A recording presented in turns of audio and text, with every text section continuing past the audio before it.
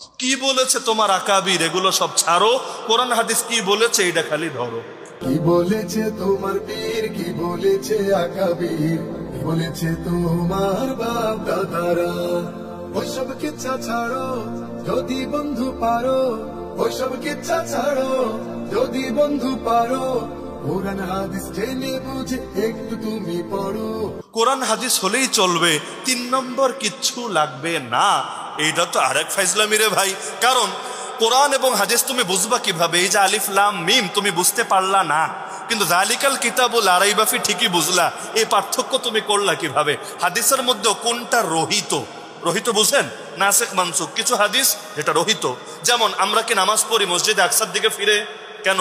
এটা কি হাদিসে নাই যে আল্লাহ নবী যে মসজিদে আকসায় ফিরে নামাজ পড়তেন? আছে। হাদিসের মান কি সহি না?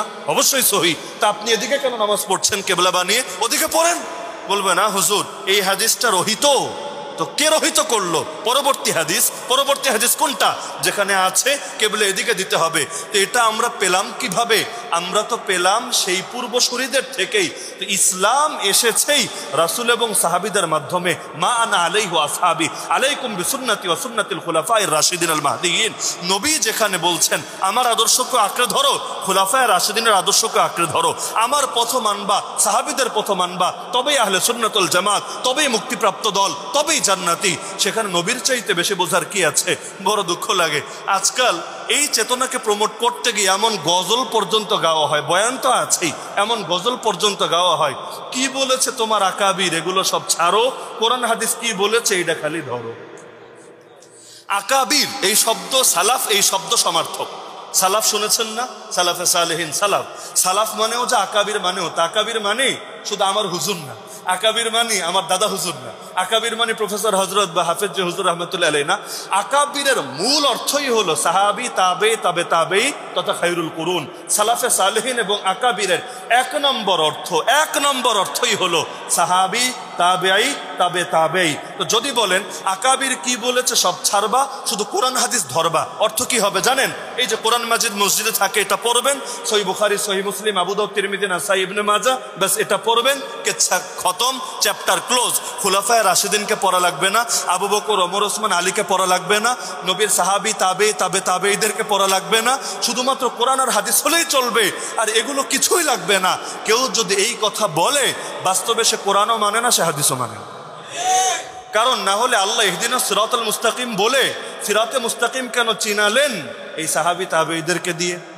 এই যে সিরাতাল্লাযীনা আনআমতা আলাইহিমের ব্যাখ্যা কি যে কোনো হুজুরকে গিয়ে জিজ্ঞাসা করেন না। সিরাতাল্লাযীনা আনআমতা আলাইহিম মানে তো নবীরা, সিদ্দিকরা, শহীদরা, নেককাররা, যাদের সবার শীর্ষে হলেন সাহাবি, তাবেঈ, তাবে তাবেঈরা। তাদের পথকে আল্লাহ কেন বললেন সিরাতে মুস্তাকিম? আল্লাহ বলতে পারতেন না ইহদিনাস সিরাতাল মুস্তাকিম, সিরাতাল কুরআনি ওয়াস সুন্নাহ, বলতে পারতেন না যে আল্লাহ সিরাতে মুস্তাকিমের পথে চালাও? সিরাতে মুস্তাকিম কোনটা? সিরাতে মুস্তাকিম হলো কোরআন আর হাদিসের পথ। আল্লাহ বলতে পারতেন না? আল্লাহ বলেন নাই। আল্লাহ বলেছে নেয়ামত প্রাপ্ত বান্দাদের পথ। বলে সোহবতের দরকার, বুজুর্গদের অনুসরণ করা দরকার, পূর্বসূরীদের অনুসরণ করা দরকার, আছে নাকি নাই?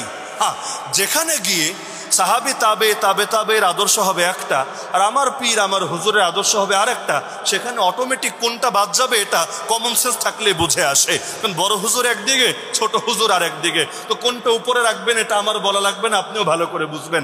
আমি এক বয়ান দিলাম আর আমার উস্তাদরা এসে আমার গালে চর একটা দিয়া বললো, এই পোলা কি বলস তুই, তারা আরেকটা কথা বললেন, স্বাভাবিকভাবে আপনারা কিন্তু তার দিকেই ধাবিত হবেন। তো সাহাবি, তাবে, তবে তাবেই, যাদের ফজিলত হাদিসে আছে, যাদেরকে শ্রেষ্ঠ আল্লাহ নবী নিজে বলে গিয়েছে, তাদের সঙ্গে যদি পরবর্তীকার আদর্শ সাংঘর্ষিক হয় তাহলে অবশ্যই তাদেরটাই প্রাধান্য পাবে, এটা তো বলার অপেক্ষাও রাখে না। কিন্তু তাদের সঙ্গে যদি কারোটা মিলে যায় তাকে অনুসরণ করার মধ্যে কোনো দোষও ধরা যাবে না। আমরা আমাদের বড়দের অনুসরণ কেন করি? হাফেজ যে হুজুরকে এত শ্রদ্ধা কেন করি? সদর সাহেব হুজুরকে এত শ্রদ্ধা কেন করি? এজন্য না যে তারা সাহাবি, এজন্য না যে তারা তাবেঈ, বরং এজন্য সাহাবি, তাবেঈ, তাবে তাবেঈদের রং তাদের মধ্যে দেখি। আবার কত ভণ্ড পীর আছে যাদের ইয়া মোটা প্যাট আছে, যাদের চেহারা থেকে সুন্দর করে যেন নূর চমকাতে থাকে, যাদের পয়সার অভাবই নাই। শামসুল হক ফরিদপুর রহমতুল্লাহ আলাইহি তো ফ্যানের বাতাসও খেতেন না, হাত পাখা দিয়ে বাতাস খেতেন, এতটা কষ্ট করে জীবন কাটাতেন। আর ভণ্ডদের তো রমরমা বাণিজ্য। এই ভণ্ডদেরকে গুরু না মেনে ওই আমরা চিকন চাকন কষ্ট করা শরীরগুলো, এই ব্যক্তিদেরকে আমরা, কারণ এদের পেট মোটা হতে পারে, এদের গায়ের জামা দামি হতে পারে, এদের চেহারা অনেক টকবকে সুন্দর হতে পারে, কিন্তু এদের ভেতর সাহাবে তাবে রং দেখি নাই। এটাই তো বাস্তবতা। এগুলো কোন টাইপের নসিহত রে ভাই? তাও নিজের মুখে দাড়ির খবর নাই, নিজের মধ্যে সুন্নতের খবর নাই, আর তন্ত্রমন্ত্র ছেড়ে এখনো সহি তরিকা ধরার কোনো গরজ নাই। আর তারা যদি এসে বলে আকাবিরের পথ ছাড়ো, খালি কোরআন হাদিস কি বলেছে ধরো, তখন বোঝা যায় ডাল মে কুছ কালা জরুর হ্যায়। তাহলে সুতরাং আল্লাহ রসুল সাল্লাল্লাহু আলাইহি ওয়াসাল্লামের পথ দেখতে হবে, সাহাবায়ে কেরামের পথ দেখতে হবে, এবং সালাফে সালেহ নেককার পূর্বসূরীদের পথও দেখতে হবে। তাদের পথে আমাদের পথ, তাদের মতে আমাদের মত। আর ইসলামের নামে নতুন যা কিছু আবিষ্কার হবে, মুন্সিগঞ্জে আবিষ্কার হোক, আর ভারত থেকে, পাকিস্তান থেকে, তুরস্ক থেকে আবিষ্কার হইয়া বাংলাদেশে ইম্পোর্ট হোক, যেটাই হোক, ইসলামের নামে নতুন যা কিছু আবিষ্কার হবে এগুলোকে না বলবো। আর সাহাবি তাবেই থেকে যা পাবো এগুলোকে হা বলবো। মনে থাকবে তো ইনশাআল্লাহ? মনে থাকবে তো ইনশাআল্লাহ?